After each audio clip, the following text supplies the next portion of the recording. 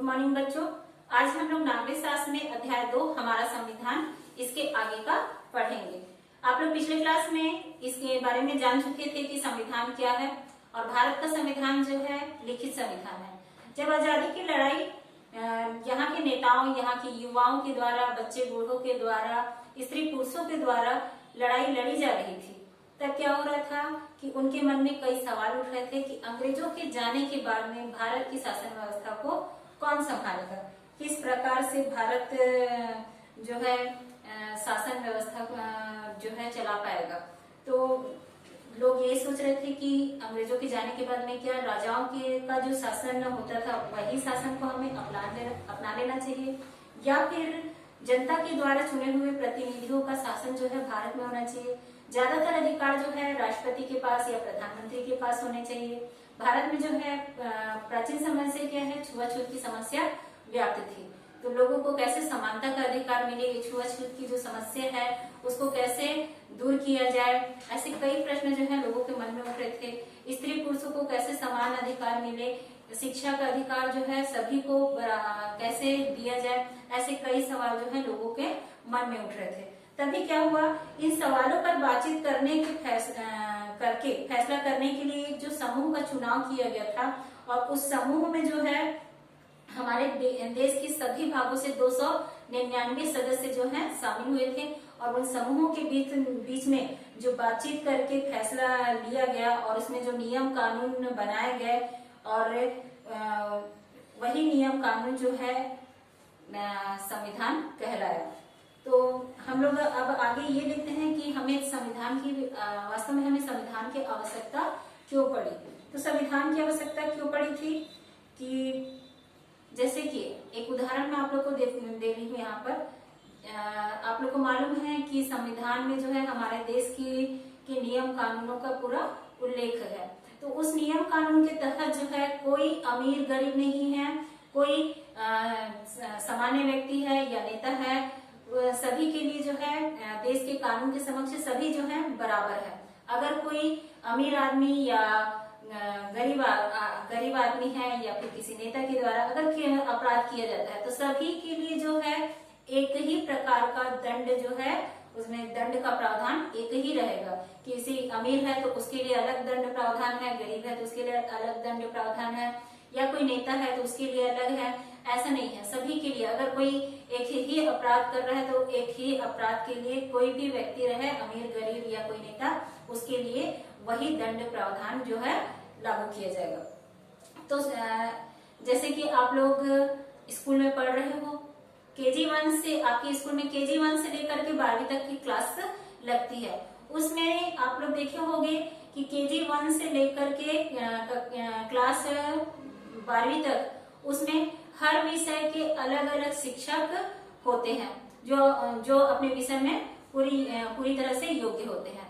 तो वो जो है अपने समय के अनुसार देखे होंगे कि किस तरह से टाइम टेबल आप लोग का बना रहता है, और उस टाइम के अनुसार अलग अलग शिक्षक जो हैं अलग अलग क्लास में अपने समय का पालन करते हुए जाते हैं और आपको उस विषय की शिक्षा देते हैं।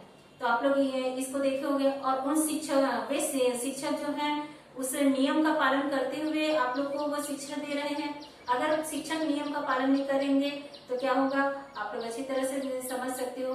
आपको जब एडमिशन स्कूल में मिलता है तो सबसे पहले आपका दाखिला जब किया जाता है तो आपका नामांकन होता है। ये सब जो है स्कूल के नियम के तहत आता है, और ये इस नियम को कौन बनाता है, स्कूल का प्राचार्य। यानी कि स्कूल में जैसे कि शिक्षक से ऊपर होते हैं प्रधान पाठक, प्राचार्य, तो ये स्कूल में जो है जितने भी नियम कानून बनाने का कार्य कौन करता है, प्राचार्य, और उन्हीं के द्वारा ये जो नियम बनाए जाते हैं उसको लागू करते हैं। और शिक्षक और अन्य जो भी वहाँ के स्टाफ होते हैं, बच्चे जो होते हैं, वे सारे जो हैं उन नियमों का पालन करते हैं, तब कहीं जाकर के स्कूल का जो कार्य है वो सुचारू रूप से चलता है। उसी प्रकार से हमारा देश भी है, देश भी एक परिवार की ही भांति है। जैसे स्कूल एक हमारा परिवार की भांति है, उस परिवार को हमारे जो प्राचार्य जी हैं वो चलाते हैं, घर में हमारे जो मुखिया होते हैं वो चलाते हैं। वैसे देश जो है वो भी एक परिवार की भांति है, उसको सही ढंग से चलाने के लिए जो है संविधान की आवश्यकता पड़ी, ताकि कोई भी अगर अन्याय कर रहा है तो उस वह व्यक्ति जो है उस अन्याय को सहता न रहे, उसके खिलाफ दंड का प्रावधान रखा गया है ताकि उसको दंड दे करके उसको सुधारा जा सके। तो हम लोग यहाँ पर अब देखते हैं कि संविधान की आवश्यकता क्यों पड़ी। जैसे कि पहले ही बताया जा चुका है कि संविधान सभा में शासन का स्वरूप जैसे प्रधानमंत्री एवं राष्ट्रपति का चुनाव किस प्रकार होना चाहिए और उन्हें कौन कौन से कार्य करने होंगे, विधानसभा एवं संसद क्या कार्य करेंगे, मंत्रियों का क्या काम होगा आदि निर्धारित किया। यहाँ पर सभी का कार्य जो है अलग अलग बांट दिया गया, ताकि अगर किसी एक ही संस्था को अगर सारा कार्य दे देंगे तो उनका काम का बोझ इतना ज्यादा हो जाएगा कि कोई भी काम सही तरीके से नहीं हो पाएगा। इसलिए जितने भी कार्य हैं उसको अलग अलग संस्था में बांटा गया, और ताकि देश का काम जो है सही तरीके से चल सके। इसके साथ साथ आवश्यकता इस बात की थी कि शासन अपनी शक्तियों का गलत उपयोग ना कर सके। शासन कहने का मतलब जो कानून बनाने वाले हैं स्वयं उन कानूनों का गलत उपयोग ना कर सके, इसलिए उन्होंने क्या किया, इसके लिए संविधान में यह व्यवस्था की गई कि शासन भी संविधान में लिखी बातों के अनुसार ही कार्य करेगा। जो भी मतलब उच्च पद पर आसीन होते हैं वे कानून का उल्लंघन न करे, कानून का कोई दुरुपयोग न करे। इसके लिए यहाँ पर ये निर्धारित किया गया कि वो भी संविधान में लिखी बातों के अनुसार ही कार्य करेंगे। यदि शासन के किसी कार्य से नागरिकों के अधिकारों का हनन होता है तो वह न्यायालय की शरण ले सकता है। अब यहाँ पर संविधान में ऐसे भी नियम बनाए गए कि अगर किसी व्यक्ति के अधिकारों का हनन हो रहा है तो वह सर्वोच्च न्यायालय में जाकर के अपील दे सकता है।